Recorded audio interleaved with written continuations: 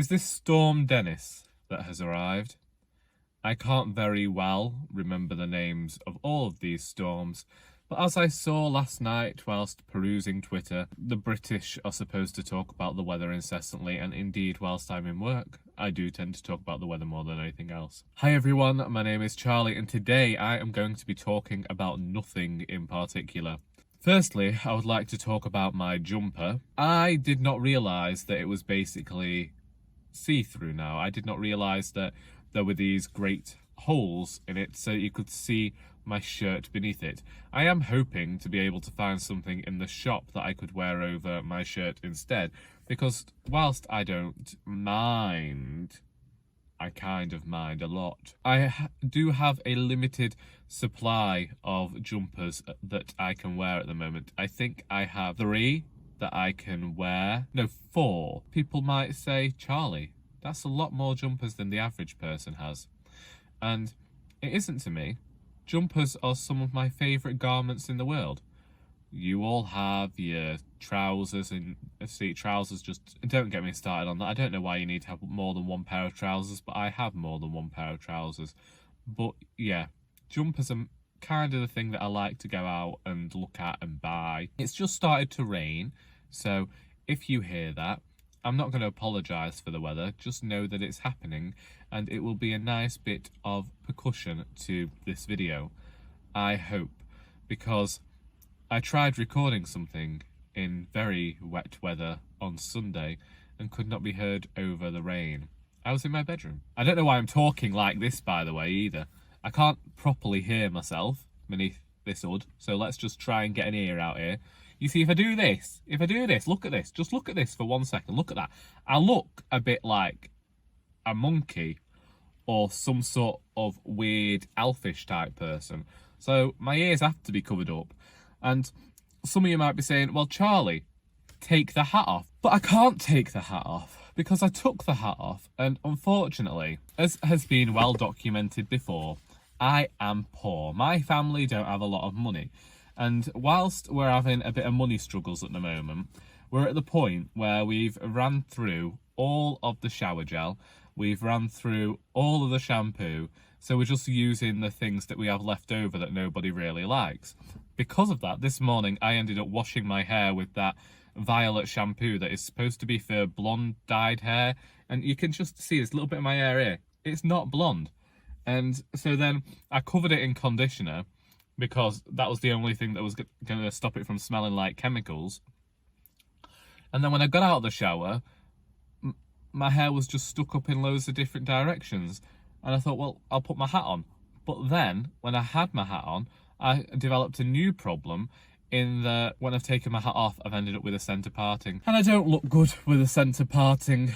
I went back to watch a video, which I don't recommend doing. I'm unable, I've said it much and more now, I am unable to watch videos from when I was bigger, when I was fatter.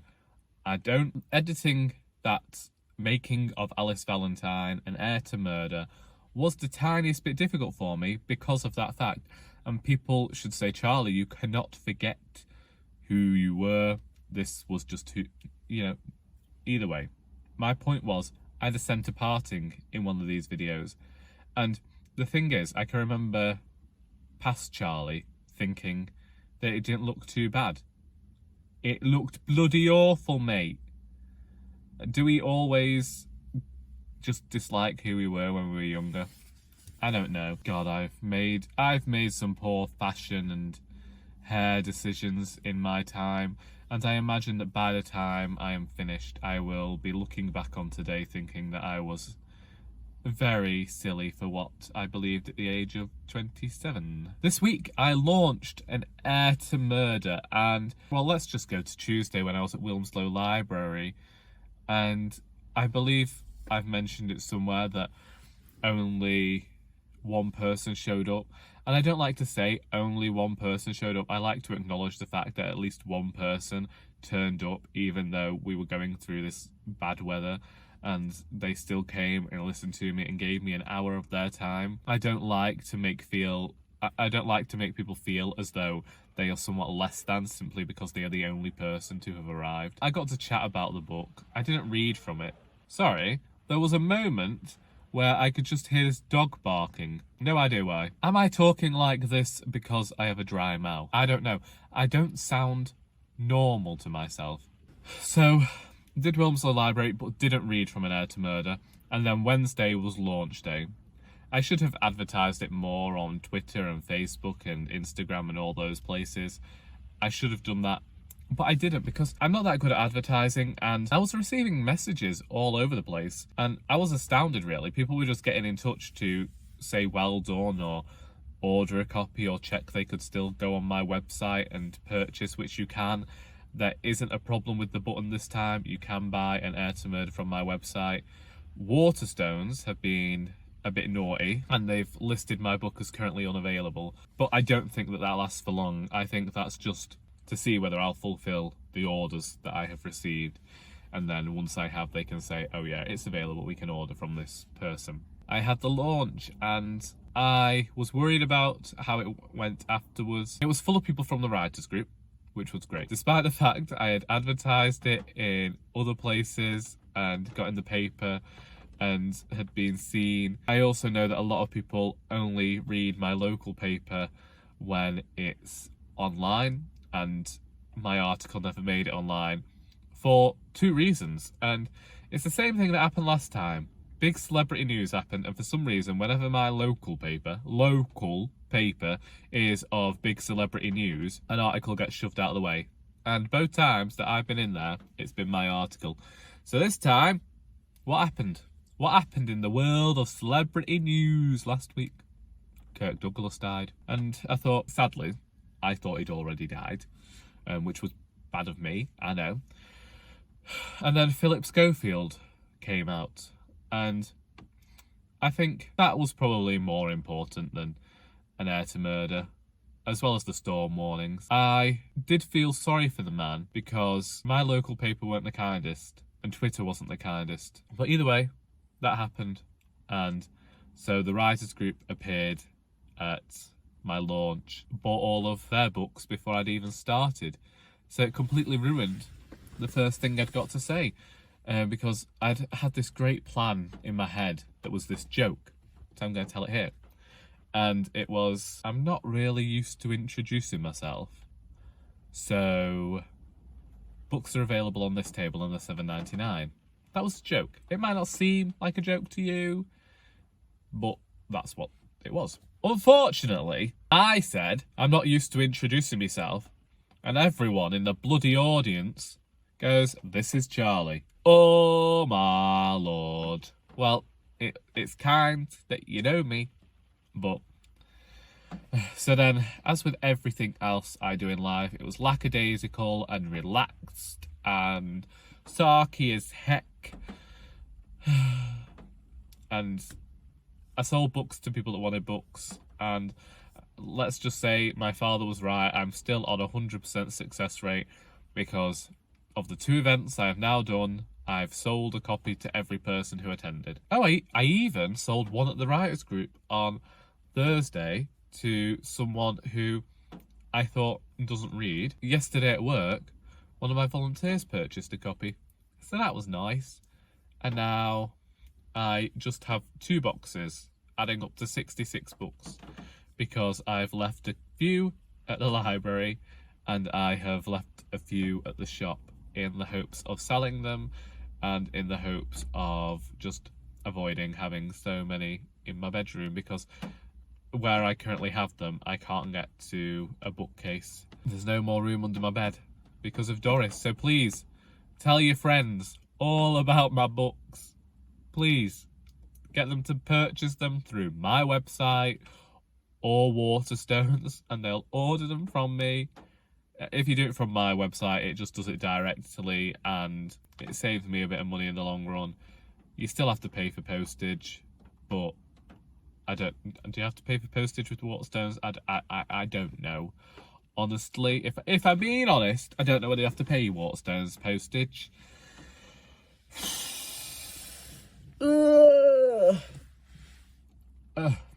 I've just continued to watch Gavin and Stacey, despite the fact you all recommended me shows last week.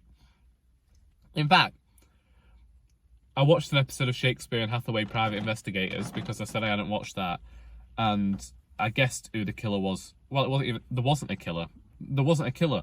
I guessed the culprit as soon as this person appeared on the screen with their weird curved eyebrow, and I just thought, are you serious? What have we got? I know it's supposed to be some sort of comedy, and when I first watched it, I thought, well, this will be great. It's similar to what I'm trying to do with Alice. But I should also thank the people that have been sharing my books online, you know, taking pictures, Instagramming them. Liz Schubert did that.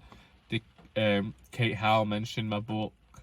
There's another lady who I saw. Either way, thank you. It was appreciated. And now we're here because I can't be bothered mention. Oh, I'll mention one thing from Friday. If you don't follow me on Twitter, I've mentioned it already. Customer came into my shop yesterday. He's an older gentleman. I've always said he looks a bit like a Sontaran. Probably not the nicest thing to say, but Google Sontaran and it gives you a picture. And he'd had a haircut. Now, usually he's a bit unkempt. So he was, you know, he was looking a bit like Compo in Spring Fever yesterday.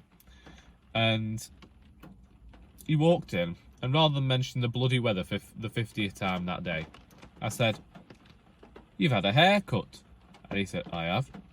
I've had a bit of dye put in to cover up my grey." And me, without missing a beat, just says, "I'm not sure I'd have bothered." And all the other customers in the shop start laughing. My colleague starts laughing. And then I realised that how I was saying that in my head isn't how it came across to him. What I was saying was that if I reached his age, in his, you know, late 60s, early 70s, I'm not sure that I'd be bothering dyeing my hair. But then at the same time, I probably should have kept my mouth shut anyway, because if we're being honest about this, it doesn't matter what I do, it's his hair. I might apologise if I see him, but I imagine that he won't mind, because we often joke around with him. Hopefully he'll think it's just Charlie being a note again. Anyway, I have talked too long. I have been in this car for nearly half an hour. It's getting cold. My windows have steamed up. Well, you can't see the steamy windows, but if Tina Turner was here, she'd be telling you. Right, it's raining, it's pouring, and I gotta go out a-whoring. So I'll see you when I see you. I hope that you weren't too bored by this video, and until next time, that is all. Don't you just like it when I smile? Seriously, it's like I paid over £1,000 for this top set of teeth, and they're being held together by metal, but there's a smile for you.